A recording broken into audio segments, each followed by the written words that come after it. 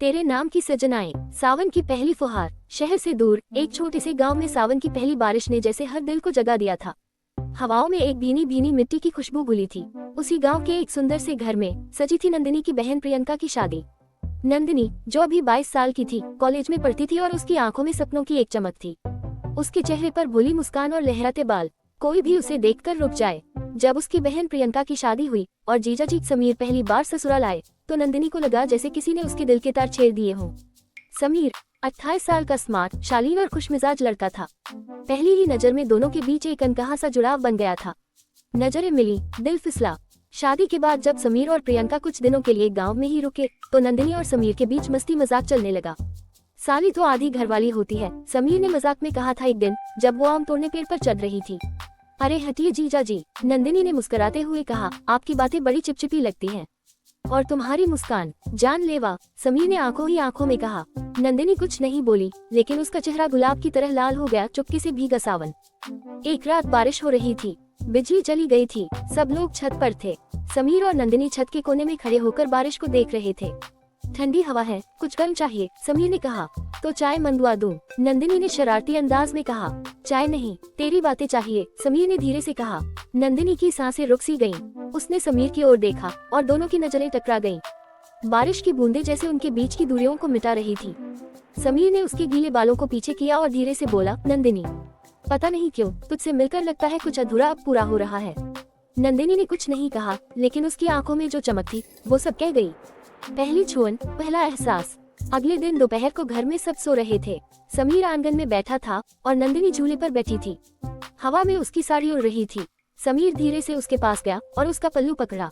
इतनी खूबसूरत क्यों हो तुम? उसने पूछा। नंदिनी ने धीरे से उसकी ओर देखा और बिना कुछ कहे उसका हाथ थाम लिया। समीर ने धीरे से उसका हाथ अपने होठों से छुआ। एक मीठी सी कपकपी नंदिनी के शरीर में दौड़ गई। उसकी आंखें बंद हो गईं। बस इतना ही काफी है, नंदिनी ने धीरे से कहा। एक अधूरी मोहब्बत की खूबसूरत याद। कुछ दिनों बाद समीर और प्रियंका वापस शहर चले गए। नंदिनी हर शाम उस झूले पर बैठ जाती जहां समीर ने उसका हाथ पकड़ा था। उसके मन में अब कोई अपराध नहीं था, बस एक मीठी सी याद थी जो दिल के कोने में हमेशा के लिए बस गई थी। अंत लेकिन शुरुआत से जीजा साली की ये मोहब्बत कभी पूरी नहीं हुई, लेकिन एक कोने में वो हमेशा के लिए महकती रही। 6 महीने बाद नंदिनी अब अंतिम वर्ष में थी। उसके चेहरे पर पहले जैसी मासूमियत तो थी, लेकिन उसकी आंखों में अब एक गहराई सी आ गई थी, जैसे कुछ अधूरा, जो अधूरा रहकर भी बहुत पास था। एक शाम मोबाइल पर प्रियंका दीदी का मैसेज आया। हम दोनों गर्मियों में गांव आ रहे हैं, समीर ने कहा है। नंदिनी के हाथ की खीर खाए बिना अब छुट्टी अधूरी लगती है। नंदिनी के हाथ कांप उठे, होठों पर मुस्कान आई, पर दिल किसी तूफान की तरह धड़क उठा। दोबारा आमना सामना। समीर और प्रियंका जब गांव पहुंचे तो वही पुरानी छत, वही झूला, वही बारिशें लौट आईं। और उनके साथ लौट आया वो अधूरा एहसास। शाम को नंदिनी रसोई में खीर बना रही थी, तभी पीछे से समीर आ गया। खीर तो बहुत मीठी होगी, उसने धीमे से कहा। नंदिनी ने बिना पीछे देखे जवाब दिया, आपको मीठा पसंद है या मीठी बातें?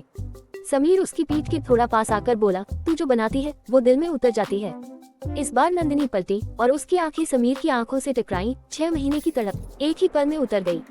वो चोरी छुपे वाली रात को गांव में बिजली चली गई। सब लोग छत पर लेटे थे। नंदिनी अकेली रसोई में कुछ ढूंढ रही थी, तभी समीर आ गया। डर नहीं लगता अंधेरे से नहीं, भावनाओं से लगता है, नंदिनी ने धीमे से कहा। समीर ने धीरे से उसका हाथ पकड़ लिया। मैं अब हर दिन तुझसे मिलने के बहाने ढूंढता हूँ। ये क्या है नंदिनी? शायद ये वही है जो होना नहीं चाहिए, लेकिन दिल चाह रहा है कि हो जाए, उसने बिना नजर मिलाए कहा। समीर उसके और करीब आया और उसकी मांग के पास से उसके गीले बालों को हटाकर धीरे से फुसफुसाया। काश मैं तुम्हारे नाम का सिंदूर भर पाता। नंदिनी की आंखें नम हो गईं, लेकिन होठों पर एक मुस्कान आ गई। नाम भले किसी और का हो, पर सजनाई तो आपकी ही रहेगी जीजा जी। एक मीठा सा चुंबन। रात गहरी हो चली थी। समीर ने नंदिनी की ठंडी उंगलियों को अपने होठों से छुआ। तू मेरी जिंदगी का वो हिस्सा है जो सबके सामने नहीं है, लेकिन सबसे जरूरी है। नंदिनी ने समीर की तरफ देखा, फिर अपनी आंखें बंद कर ली। समीर ने धीरे से उसके माथे पर एक लंबा चुंबन दिया, पवित्र, सच्चा और बेमोल। अलविदा, लेकिन हमेशा के लिए। अगले दिन समीर और प्रियंका वापस शहर चले गए। नंदिनी ने उनका हाथ हिलाकर विदा किया, लेकिन उसकी आंखों में आंसू नहीं थे, सिर्फ एक चमक थी। हर शाम वह अब उसी झूले पर बैठती है जहां समीर ने पहली बार उसका हाथ पकड़ा था।